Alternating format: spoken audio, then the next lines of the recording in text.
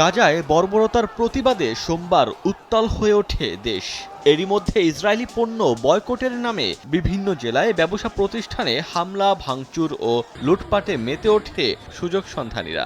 আর এই ঘটনায় এমন সময় হলো যখন ৫৫০-রও বেশি বিদেশিদের অংশগ্রহণে চলছে বাংলাদেশ বিনিয়োগ সম্মেলন। এ ঘটনার পর নড়ে চড়ে বসে সরকার। হামলা, লুটপাটে জড়িতদের গ্রেফতারের নির্দেশ দেন আইজিপি।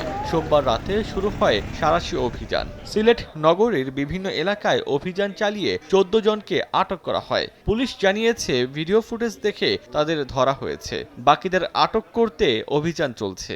ভাইরাল হয়েছে, বিভিন্ন মাধ্যমে জুতা বিক্রির বিজ্ঞাপন দিয়েছে, সুনির্দিষ্ট ভিডিও ফুটেজ আছে।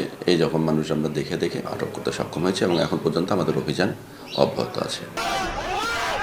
গাজীপুরে ব্যবসা প্রতিষ্ঠানে হামলা, লুটপাটে জড়িত সন্দেহে ৪ জনকে আটক করে যৌথ বাহিনী। পরে তাদেরকে থানায় হস্তান্তর করা হয়। ভিডিও ফুটেজ দেখে বাকিদের ধরতে কাজ করছে আইনশৃঙ্খলা বাহিনীর একাধিক টিম।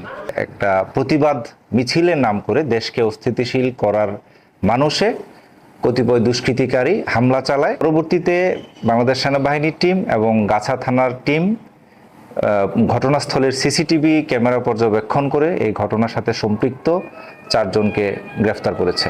ভিডিও ফুটেজ দেখে খুলনার বিভিন্ন স্থানে সাঁড়াশি অভিযানে নামে আইনশৃঙ্খলা বাহিনী। ধরা পড়ে ৩১ জন। পুলিশ বলছে, হামলা, লুটপাটে জড়িত সবাইকে আইনের আওতায় আনা হবে।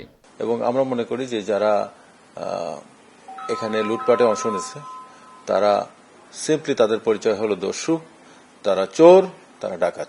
ব্যবসা বাণিজ্য সহ দেশের অর্থনীতিকে আঘাত করে এমন কোনো কর্মকাণ্ড সহ্য করা হবে না বলে হুঁশিয়ারি দিয়েছে পুলিশ। ওমর ফারুক, সময় সংবাদ।